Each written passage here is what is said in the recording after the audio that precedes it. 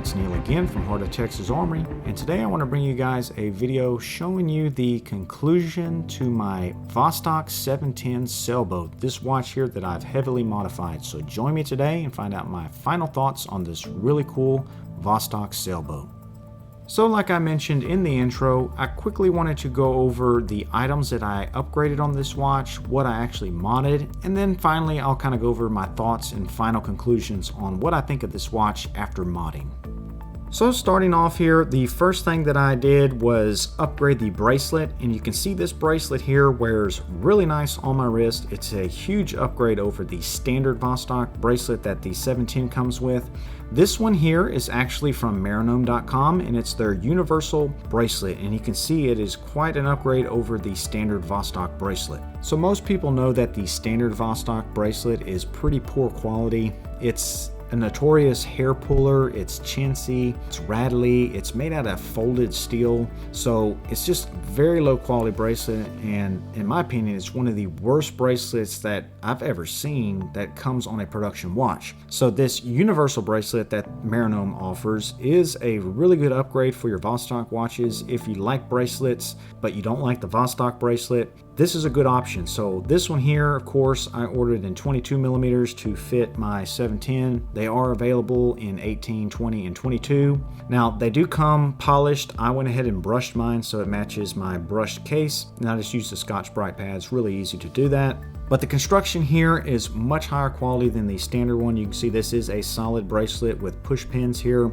Also, it is much more comfortable on the wrist. You can see it has a little bit of articulation here. It's not obviously the best bracelet on the market, but it is a heck of an upgrade over the standard Vostok bracelet. So overall, I'm very pleased with this upgrade. It's made this watch wear a lot better on my wrist versus the standard bracelet. So big upgrade. I really like how this bracelet feels on wrist, and I definitely recommend them.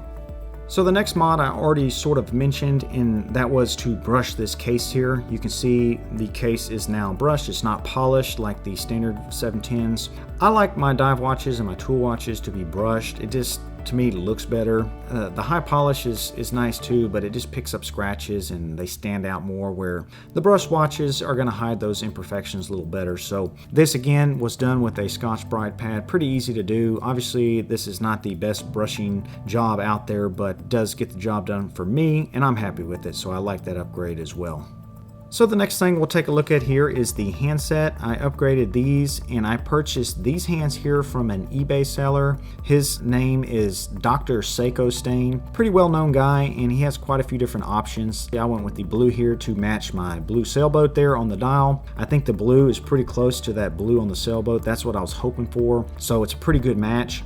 Now I do want to mention to you guys that the handset here, when I installed them, it wasn't just a drop-in fit here to perfectly work right out of the packaging. They did install easily, but what happened here on this watch is that the handset, it reaches so far out, you can see it goes all the way to the edge of the chapter ring, right over the top of those loom pips. But when I installed them, the seconds hand and the hour hands were impacting on those loom pips, because the loom pips basically are 3D. They stick out above the dial quite a bit, and the hands were basically running into that and obviously stop the ticking. So what I had to do is play around with these hands quite a bit with the spacing by using a small screwdriver to kind of bend them up just slightly until I got the perfect spacing. So I did want to mention that to you guys. It took probably a day or two till I got it to where I was happy with the spacing. And then the last thing, since these hands, I think because they are larger than the standard Vostok hands, I had to regulate my watch, probably because of the weight difference. So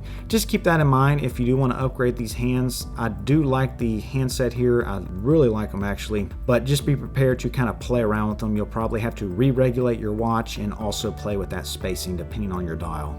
And the last thing we'll talk about here is the bezel. So I did replace the bezel. You can see this is a bezel from a website called Dagaz, and he's pretty well known too. He has a ton of different stuff for Vostoks, Seikos, and some other watches. So if you're looking for bezels, bezel inserts, and some other parts too, definitely check out his website. I'll leave a link down in the video description. So I did order my bezel from him, and then the bezel insert I actually ordered from Dr.SeikoStain. Dr.SeikoStain, the same guy I ordered the handset from. So this blue bezel insert, it's aluminum, and I went ahead and installed that into the actual bezel, and I just used a marine grade contact cement, worked just fine.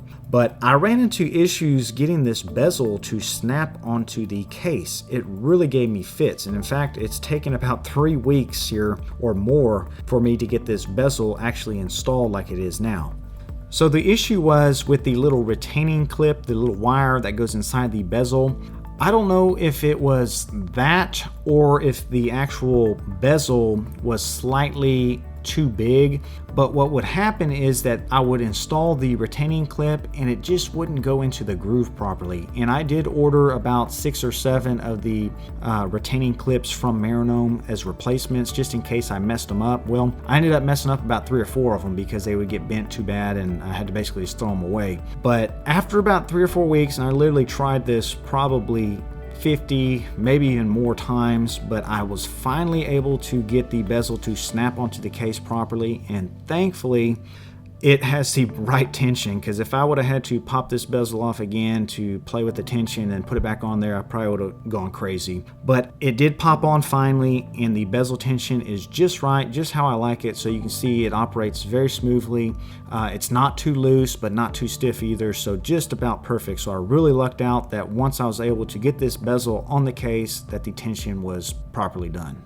And one little tip that I'll mention here, if anyone else is having any trouble installing a bezel onto a Vostok, just always make sure that that retaining wire, that clip, is properly installed into the groove as best that you can. And then when you install the bezel onto the case, what I did here with mine, and I think this is what got it to actually pop on properly, is put down, of course, consistent and square pressure when you're pushing down, but spin the bezel left and right while you're pushing down. And I guess when I did that, it kind of self-aligned that clip properly to allow it to pop into the proper position. So that's just a little tip for you guys if you're having trouble getting your bezel onto your Vostok. So now that I got the bezel on the watch, I'm really pleased with all of my mods. The bezel here turned out really nice. I like that blue color, how it matches the hour markings here. And I really like the handset matching the Sailboat blue, that lighter blue color. And of course, the brush case and the brushed universal bracelet from Marinome. Those are good upgrades as well. So overall, this watch here turned out perfectly. It took a lot of trial and error and quite a few headaches, probably a few more gray hairs for me. But in the end, I'm really happy with how it turned out. I think it's a beautiful watch. I love the Sailboat dial. Probably my favorite dial out of all the Vostok watches. And I love that I now have a very unique timepiece here with the mods that I've done. This is certainly my own watch that I like personally, and it's just really cool to have a watch that you kind of customized yourself. Vostoks are pretty unique right out of the box, but with this one here with my mods, I'll certainly probably never see another watch like it in my lifetime, and I really like that about it. And also, I want to encourage you guys to mod your watches. It is a lot of fun, and don't get discouraged either if you run into some little hiccups like I did. Just stick with it, try different things, and if you have to, order new parts if you have to, but just stick with it because they pay off in the end. Is certainly worth it. And that was what was so cool about this watch here. I started out with a watch I already really liked, but now I've improved it so much more, and it's special to me now. I'll probably never get rid of this watch, and it's certainly going to get a lot more wrist time now that I've made these upgrades. So guys, if you have any questions or comments on this timepiece, definitely leave them down below in the comment section. I'll do my best to answer them. And guys, I'll catch you on the next one. Y'all take care.